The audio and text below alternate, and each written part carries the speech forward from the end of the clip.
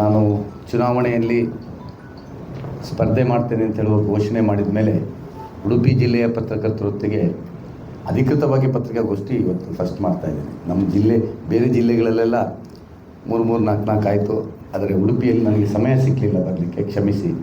ಉಡುಪಿಯವರನ್ನು ಬಿಟ್ಟು ನನ್ನ ರಾಜಕಾರಣ ಇಲ್ಲ. ಆದರೂ 5 ಜಿಲ್ಲೆಯ ಪ್ರವಾಸ ಇದ್ದದ್ರಿಂದ ಮಾಡಲಿಕ್ಕಾಗಲ್ಲ. ಎಲ್ಲ ಪತ್ರಕರ್ತ ಮಾಧ್ಯಮದ ಸ್ನೇಹಿತರನ್ನು ನಾನು ಸ್ವಾಗತಿಸ್ತಾ ಇದ್ದೇನೆ.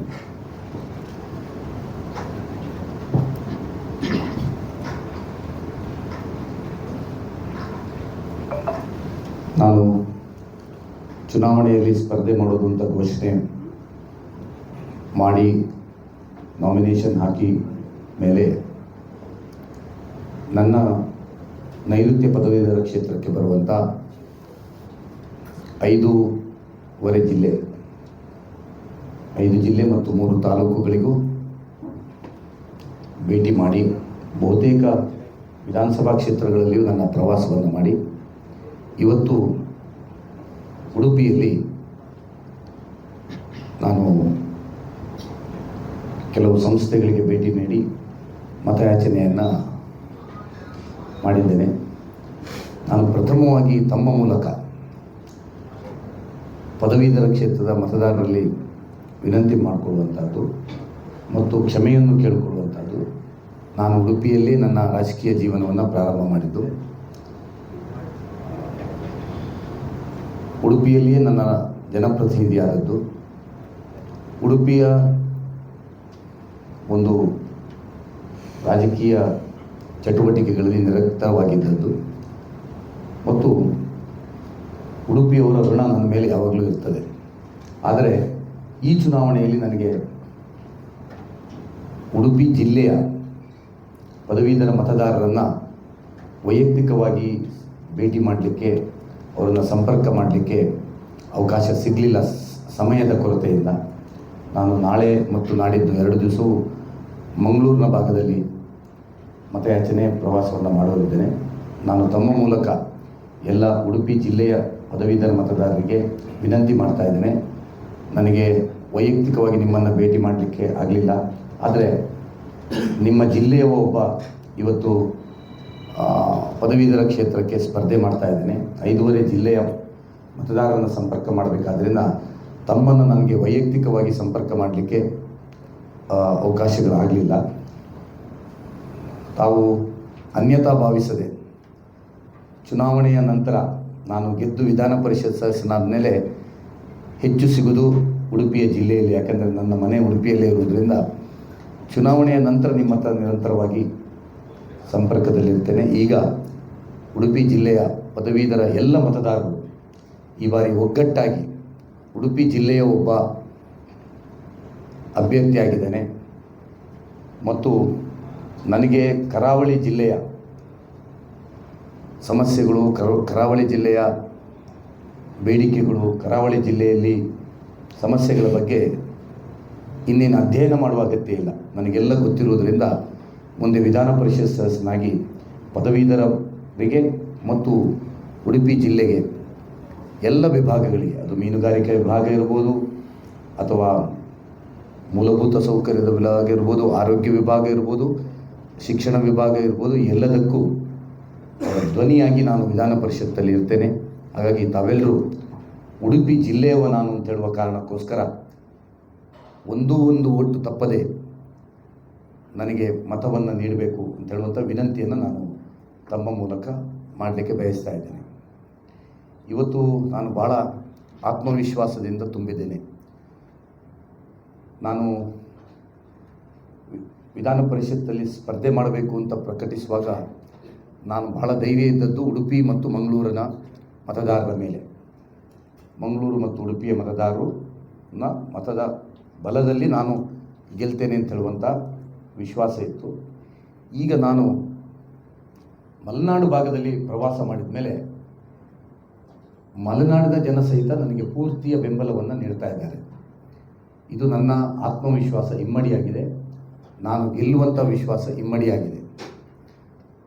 ನಾನು ನಿನ್ನೆ ದಾವಣಗೆರೆ ಜಿಲ್ಲೆಯ ನ್ಯಾಮತಿ, ಚನ್ನಗಿರಿ ಮತ್ತು ಹೊನ್ನಾಳಿ ಈ 3 ತಾಲೂಕು ಮತ್ತು ಶಿವಮೊಗ್ಗದ ಗ್ರಾಮಾಂತರ ಸವಲಂಗ, ಈ ಹೊಳೆಹೊನ್ನೂರು ಈ ಭಾಗದಲ್ಲಿ ಮತ್ತು ಭದ್ರಾವತಿ ಮೊನ್ನೆಯ ದಿವಸ ಮತಯಾಚನೆಗೋಸ್ಕರ ನಾನು ಹೋಗಿದ್ದೆ. ಅಲ್ಲಿ ಸಿಕ್ಕಿದಂಥ ಅಭೂತಪೂರ್ವವಾದಂಥ ಬೆಂಬಲ ಪ್ರಾಯಶಃ ನಾನು ಮನಸ್ಸಿನಲ್ಲೂ ಎಣಿಸಲಿಲ್ಲ. ಆ ಭಾಗದಿಂದಲೂ ನನಗಂಥ ಒಂದು ಬೆಂಬಲ ಸಿಗ್ತದೆ ಅಂತ. ಉಡುಪಿಯ ಜನತೆಗೆ ನಾನು ಯಾವ ರೀತಿಯ ಜನಪ್ರತಿನಿಧಿ, ಯಾವ ರೀತಿಯ ಸಕ್ರಿಯವಾದಂಥ ಜನಪ್ರತಿನಿಧಿ, ಒಂದು ಸಮಸ್ಯೆ ಎದುರಾದರೆ ಅದನ್ನು ಯಶಸ್ವಿಯಾಗಿ ಹೋರಾಟ ಮಾಡಿ ಆದರೂ ಅದಕ್ಕೆ ಪರಿಹಾರ ತೆಗೆದುಕೊಳ್ಳುವಂಥದ್ದು ಯಾವ ರೀತಿಯ ಜನಪ್ರತಿನಿಧಿ ಅಂತ ಉಡುಪಿ ಜಿಲ್ಲೆಯವರಿಗೆ ಗೊತ್ತಿದೆ. ನಾನಿವತ್ತು ಉಡುಪಿಯ ಜಿಲ್ಲೆಯಲ್ಲಿ ಮತಯಾಚನೆ ಮಾಡುವಾಗ ಸರ್ ಅವ್ರು ಏನು ಹೇಳ್ತಾ ಇದ್ದಾರೆ ಅಂದರೆ, ಮತದಾರರು ಸರ್ ನಿಮ್ಮಂಥ ಒಬ್ಬ ಜನಪ್ರತಿನಿಧಿಯಾಗಿದ್ದವರು ವಿಧಾನ ಪರಿಷತ್ ಸದಸ್ಯರಾಗಿ ಇರಬೇಕಾದಂಥ ಅವಶ್ಯಕತೆ ಇವತ್ತು ನಮ್ಮ ಜಿಲ್ಲೆಗಿದೆ. ಹಾಗಾಗಿ ನಾವು ಇದರಲ್ಲಿ ಯಾವ ಪಕ್ಷ ನೋಡಲ್ಲ, ಯಾವ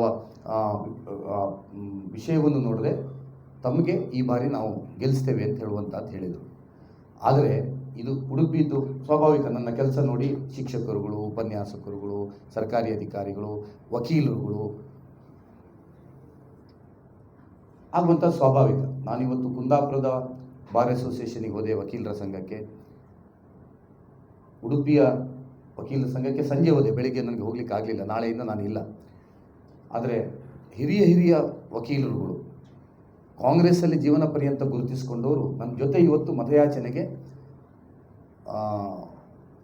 ಕೋರ್ಟ್ನ ಒಳಗೆ ಬಂದದ್ದು ನನಗೇನೋ ಇಷ್ಟು ಸಮಯ ಒಂದು 15-20 ವರ್ಷ ಜನಪ್ರತಿನಿಧಿಯಾಗಿ ನಾನು ಏನು ಕೆಲಸ ಮಾಡಿದ್ದೇನೆ, ಇದರ ಫಲಶ್ರುತಿ ಈ ಚುನಾವಣೆಯಲ್ಲಿ ನನಗೆ ಕಾಣಲಿಕ್ಕೆ ಸಿಗ್ತಾ ಇದೆ ಉಡುಪಿ ಜಿಲ್ಲೆಯಲ್ಲಿ. ಅದೇ ಪರಿಸ್ಥಿತಿ ಇವತ್ತು ಮಲೆನಾಡು ಭಾಗದಲ್ಲಿ ನಾನು ಮತಯಾಚನೆ ಮಾಡುವಾಗ, ಸರ್ ನಾನು ರಘುಪತಿ ಭಟ್ ಅಂತ ಉಡುಪಿಯಲ್ಲಿ 3 ಬಾರಿ ಶಾಸಕನಾಗಿದ್ದೆ, ನಾನು ಕೆಲಸ ಮಾಡಿದವನು ಅಂತ ಹೇಳಿದ್ರೆ, ಗೊತ್ತಿದೆ ಸರ್, ನಿಮ್ಮ ಬಗ್ಗೆ ನಾವು ಹೇಳಬೇಕಾದ ಅವಶ್ಯಕತೆ ಇಲ್ಲ, ಈಗಾಗಲೇ ನಮಗೆ ಉಡುಪಿಯವರು ಅವ್ರು ಫೋನ್ ಮಾಡಿದ್ದಾರೆ, ಇವ್ರ ಫೋನಲ್ಲಿ ನಿಮ್ಮನ್ನು ನಾವು ಮಾಧ್ಯಮದಲ್ಲಿ ನೋಡ್ತೇವೆ, ನಿಮ್ಮ ಚಟುವಟಿಕೆಯನ್ನು ನೋಡ್ತೇವೆ ಅಂತ ನನ್ನನ್ನು ಇಂಟ್ರೊಡಕ್ಷನ್ ಮಾಡೋದಕ್ಕಿಂತ ಮೊದಲು ಅಲ್ಲಿಯ ವೋಟರ್ಸ್, ಅದು ಶಿಕ್ಷಕರುಗಳು ಇರ್ಬೋದು, ಉಪನ್ಯಾಸಕರುಗಳು ಇರ್ಬೋದು, ನಾವು ಯಾವ ವೋಟರ್ಸನ್ನು ಭೇಟಿಯಾದ ಆ ರೀತಿಯ ನಾನು ಉಡುಪಿ ವಿಧಾನಸಭಾ ಕ್ಷೇತ್ರದಲ್ಲಿ ಮಾಡಿದಂಥ ಕಾರ್ಯಕ್ರಮಗಳು, ಕೆಲಸಗಳು ಆ ಮಲೆನಾಡು ಭಾಗದಲ್ಲಿಯೂ ಪ್ರತಿಬಿಂಬಿತರಾಗಿರ್ತಕ್ಕಂಥದ್ದು ನನಗೆ ಇವತ್ತು ಆತ್ಮವಿಶ್ವಾಸ ಇಮ್ಮಡಿಯಾಗಿದೆ. ನಾನು ನಿನ್ನೆ ಪತ್ರಿಕಾಗೋಷ್ಠಿಯಲ್ಲಿ ಹೇಳಿದೆ, ನಾನು ಮಲೆನಾಡಿನ ಕರಾವಳಿಯ ಜನತೆ ನನಗೆ ಬೆಂಬಲ ಮಾಡೋದು ಸ್ವಾಭಾವಿಕ. ನಾನು ಕರಾವಳಿಯ ಹಲವಾರು ಇಶ್ಯೂಗಳನ್ನು ಇಟ್ಕೊಂಡು ಹೋರಾಟ ಮಾಡಿದ್ದೀನಿ, ವಿಶೇಷವಾಗಿ ಮೀನುಗಾರ ಇಶ್ಯೂಗಳನ್ನು ಹೋರಾಟ ಮಾಡಿ ಎಲ್ಲ ಮೀನುಗಾರರಿಗೆ 3 ಜಿಲ್ಲೆಗೆ ನಾನೇ ಒಬ್ಬ ಪ್ರತಿನಿಧಿ ಅಂತ ಹೇಳುವಂಥ ರೀತಿಯಲ್ಲಿ ಕೆಲಸ ಮಾಡ್ತಾ ಇದ್ದಂಥವನು. ಅದು ಮರಳಿನ ಸಮಸ್ಯೆ ಬಂದಾಗಿರ್ಬೋದು, ಜಲ್ಲಿ ಕ್ರಷರ್ನ ಸಮಸ್ಯೆ ಬಂದಾಗಿರ್ಬೋದು, ಅಥವಾ ಮೈನ್ಸ್ ಲಾರಿಯ ಸಮಸ್ಯೆ ಬಂದಾಗಿರ್ಬೋದು, ಅಥವಾ ರೆವಿನ್ಯೂಗೆ ಸಂಬಂಧಪಟ್ಟ ಸಮಸ್ಯೆಗಳು ಸರ್ಕಾರದಿಂದ ಬಂದಾಗ ನಾನು ಹೋರಾಟ ಮಾಡಿ ಅದರಲ್ಲಿ ಯಶಸ್ಸು ಕಂಡಿದ್ದೇನೆ. ಹಾಗಾಗಿ ಕರಾವಳಿಯ ಭಾಗದವರಿಗೆ ನನ್ನ ಇದೆ. ಆದರೆ ಮಲೆನಾಡಿನ ಭಾಗದಲ್ಲಿ ಇವತ್ತು ನನಗೆ ಇಷ್ಟು ಬೆಂಬಲ ಸಿಗ್ತಿರೋದ್ರಿಂದ ನಾನು ಜೀವನ ಪರ್ಯಂತ ಮಲೆನಾಡಿನ ಮತದಾರರನ್ನು ಇನ್ನು ಮರೀಲಿಕ್ಕಾಗಲ್ಲ. ಯಾಕಂದರೆ ಅಲ್ಪ ಅವಧಿಯಲ್ಲಿ ನನಗೆ ಸಿಕ್ಕಿದ 15-20 ದಿವಸದ ಅವಧಿಯಲ್ಲಿ ಈ ರೀತಿಯ ಬೆಂಬಲ ಮಲೆನಾಡಿಯಲ್ಲೂ ಸಿಗ್ತಾ ಇದೆ ಅಂತ ಭಾವನಾತ್ಮಕವಾಗಿ ನಾನು ಇವತ್ತು ಮಾತಾಡಿದೆ. ಹಾಗಾಗಿ ಇವತ್ತು ನನಗೆ ಉಡುಪಿಯಲ್ಲಿಯೂ ಪ್ರವಾಸ ಮಾಡಿದ ಮೇಲೆ ಉಡುಪಿಯಲ್ಲಿ ನಮಗೆ ಪೂರ್ತಿ ಮತಗಳು ನನ್ನ ಪರವಾಗಿ ಬರ್ತದೆ ಅಂತ ಹೇಳುವಂಥ ವಿಶ್ವಾಸ ನನಗೆ ಇವತ್ತು ಬಂದಿದೆ. ನಾನು ತಮ್ಮ ಮೂಲಕ ಮತ್ತೊಮ್ಮೆ ಪದವೀಧರ ಕ್ಷೇತ್ರದ ಮತದಾರರಲ್ಲಿ ದಯವಿಟ್ಟು 3ನೇ ತಾರೀಕು ಒಂದೇ ಒಂದು ಓಟು ಮಿಸ್ ಆಗದೆ ನೀವು ನನ್ನ ಕ್ರಮ ಸಂಖ್ಯೆ 7ರ ಮುಂದೆ ಪ್ರಥಮ ಪ್ರಾಶಸ್ತ್ಯವನ್ನು 1 ಒತ್ತಿ ನನಗೆ ಬೆಂಬಲ ಮಾಡಿ ವಿಧಾನ ಪರಿಷತ್ತಲ್ಲಿ ನಿಮ್ಮ ಪರವಾಗಿ ಕೆಲಸ ಮಾಡುವಂಥ ಒಂದು ಅವಕಾಶವನ್ನು ಕೊಡಬೇಕು ಅಂತ ನಾನು ತಮ್ಮ ಮೂಲಕ ವಿನಂತಿ ಮಾಡ್ತಾ ಇದ್ದೇನೆ. ಇವತ್ತು